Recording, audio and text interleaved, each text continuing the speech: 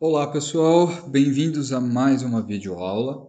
Hoje nós vamos continuar com o MySQL e eu vou demonstrar alguns comandos de DDL, Data Definition Language. Bom, imagino que você já deve ter visto a primeira videoaula, que era sobre a instalação do MySQL. Essa é a videoaula continuação. Então, como nós instalamos na aula passada, eu tenho aqui uma lista de todos os recursos do MySQL que nós vamos usar. A princípio, a gente vai trabalhar com o MySQL Command Line. Então, como eu vou usar ele muitas vezes, eu até vou colocar ele aqui na minha barra de tarefas, que eu vou usar bastante ele aqui no decorrer dessa disciplina. Então, quando eu clicar nele, ele abre essa tela preta, que é o console dele para a gente colocar os comandos dentro do nosso sistema gerenciador de banco de dados. Essa senha que ele está pedindo é aquela senha que a gente definiu anteriormente, que eu já aproveitei e deixei ela salva aqui. Então, eu vou copiar essa senha, editar, copiar. Para eu colar a senha aqui dentro da interface de linha de comando, eu clico com o botão direito do mouse. Colocou a senha. Pressiono Enter. A senha estando correta, eu tenho acesso à interface de linha de comando. Primeiro comando que eu vou dar um comando chamado show databases. E sempre coloco o ponto e vírgula no final, que é para garantir que vai ser executado. E posteriormente eu vou explicar o porquê do ponto e vírgula no final. Quando eu pressiono Enter, ele me retorna uma lista de todos os bancos de dados que eu tenho no MySQL. Vamos entender esse conceito. O MySQL ele é um sistema gerenciador de banco de dados. Ele é um SGBD. Dentro de um SGBD, eu posso ter vários bancos de dados. Então, quantos bancos de dados eu tenho aqui? dbtest 1, 2, 3, 4, 5, 6, 7. Desses 7 bancos de dados aqui, o Information Schema é um banco de dados interno do MySQL que armazena informações sobre os bancos de dados que estão dentro do SGBD. Eu não tenho que mexer nele agora, tá? Eu não mexo nesse daqui. Nem no MySQL e nem no Performance Schema, porque são bancos de dados de configuração do MySQL. Para nós que estamos aprendendo agora, não é necessário. Eu havia criado um dbtest para verificar se estava tudo certo com o meu MySQL. E estava, ele criou o banco de dados.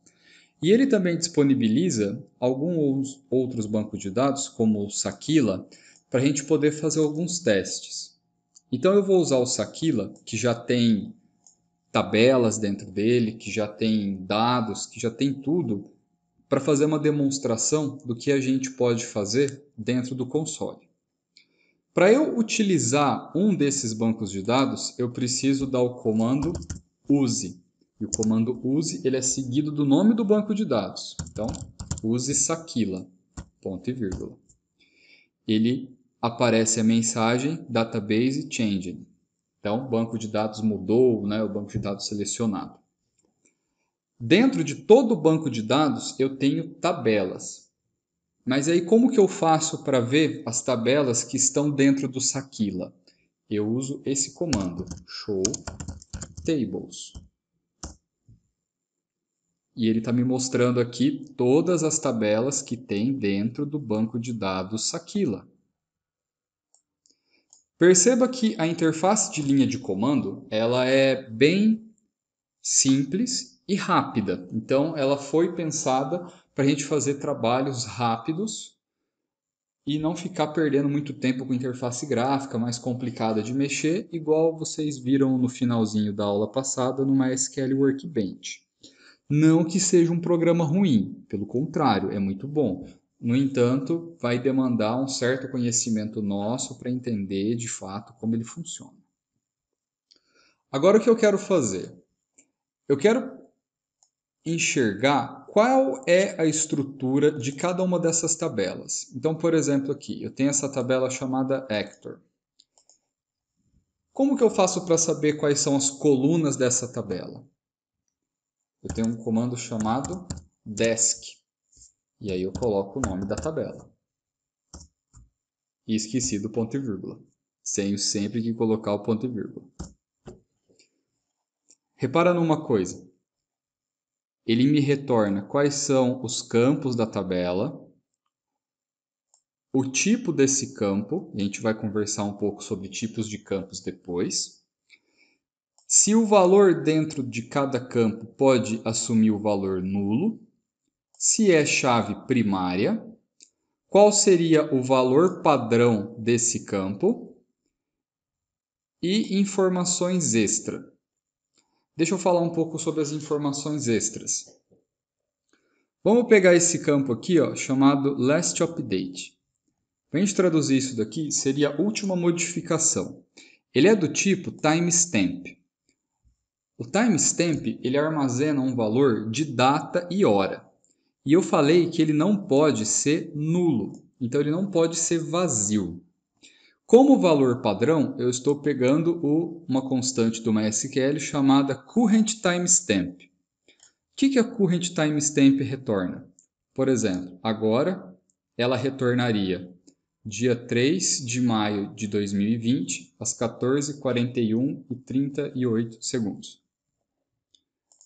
No extra, eu tenho a seguinte informação. Quando eu atualizar algum registro dessa tabela, então, por exemplo, eu fui lá e mudei o nome. Ele vai pegar o current timestamp e vai gravar a data dessa última modificação. Então, esse campo aqui, ele está servindo para fazer uma espécie de relatório de quando um registro na tabela foi modificado. É bem útil a gente ter isso para verificar quando aquele dado foi atualizado, para a gente saber se aquele dado é o mais recente que a gente tem disponível, por exemplo. Tudo bem? Ok, eu já olhei aqui a minha estrutura da tabela. Mas como que eu faria então para criar uma tabela? Eu tenho um comando chamado create table. E o que eu faço com esse comando? Eu vou criar uma nova tabela. Então eu vou chamar de tabela teste. E aí eu tenho que abrir parênteses.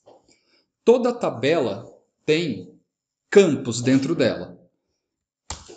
Um dos campos, obrigatoriamente, tem que ser um ID. E esse ID é do tipo inteiro. E eu quero que cada vez que eu coloque registros dentro dessa tabela, que eu coloque dados lá dentro, esse ID ele vá contando de um em um. Então, a primeira vez que eu colocar vai ser o 1, 2, 3 e assim até encher o disco físico da máquina. Eu preciso avisar o MySQL que esse campo, então, vai ser do tipo auto-incremente. Feito isso, eu parto para o próximo campo. E você que é uma pessoa esperta já começou a perceber que eu não dei o ponto e vírgula e fui dando enters para organizar o meu código? E ele não vai executando, né? Eu vou dando enter e não executa. Ele só executa quando ele encontra o ponto e vírgula. Isso aqui é útil para eu organizar.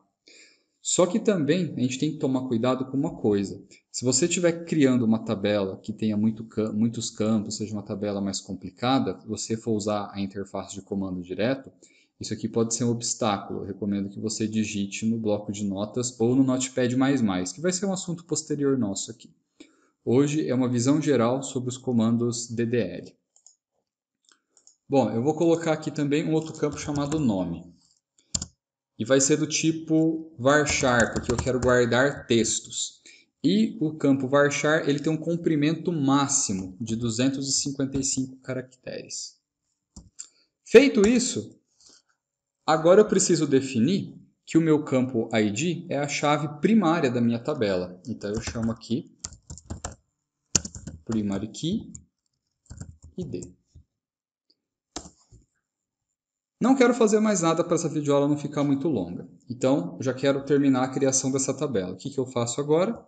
Fecho o parênteses que eu abri aqui no começo e dou ponto e vírgula. E se deu tudo certo, quando eu apertar Enter agora, como eu coloquei o ponto e vírgula, ele vai criar essa tabela. Deu certo. Como que eu sei que deu certo? Query OK. Ele apresenta a mensagem 0 rows affected. Então, 0 linhas afetadas. Essa mensagem ela vai começar a aparecer no nosso próximo assunto, que vai ser a manipulação de dados dentro do banco. Como nós não estamos manipulando dados agora, ele não vai afetar nenhum dado. O que a gente está manipulando agora é a estrutura do banco de dados, não os dados em si.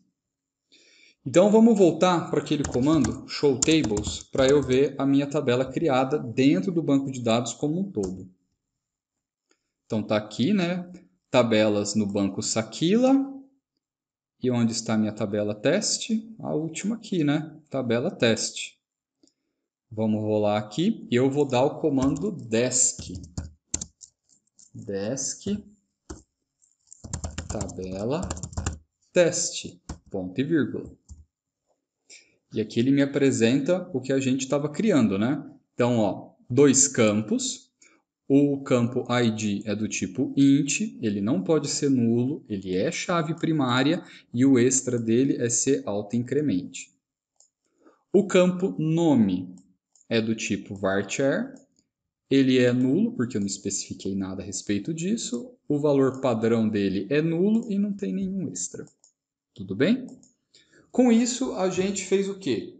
Criamos uma tabela dentro do banco de dados. Porém, eu não estou satisfeito. Eu criei essa tabela, eu não gostei dela e eu quero excluí-la. Ou ela é inútil e eu quero excluí-la. Como que eu faço? Drop table tabela teste. Atenção com uma coisa aqui. Quando você exclui a estrutura de uma tabela, você exclui os dados junto. No nosso caso aqui, a gente não tem nenhum dado, mas se tivesse, o dado iria embora junto. Então, muita atenção e muito cuidado quando for dar um drop table. Porque se você excluir por engano e não tiver um backup, justa causa. Drop table, tabela. Query OK, nenhuma linha afetada, já expliquei o porquê. Vamos dar novamente o show tables para nós vermos que a tabela agora desapareceu. Olha lá. A tabela teste sumiu, ela não está disponível mais. Se você olhar aqui, depois de Store, ela estava disponível, né? Agora, não mais. Ah, professor, eu quero excluir o banco de dados inteiro. Como que eu faço? Primeiro, tenha muito cuidado na hora de fazer isso. Eu vou mostrar novamente quais são os bancos de dados disponíveis que a gente tem. Show Databases. dbtest e Sakila, Sys, Word, né? Dentro do dbtest eu não tenho nada. Eu posso excluí-lo? Eu posso. Só que eu vou fazer o seguinte, eu vou demonstrar esse comando aqui, create database, que é o comando para criar um banco de dados. Eu vou criar um banco de dados, vou mostrar ele na lista e eu vou excluir ele em seguida. Então eu vou criar um banco de dados chamado esse eu vou excluir. Isso daqui é o nome do meu banco de dados. Ó. O meu banco de dados se chama esse eu vou excluir. Enter. Vou dar um show databases de novo. E ele aparece aqui. Esse banco de dados eu vou excluir.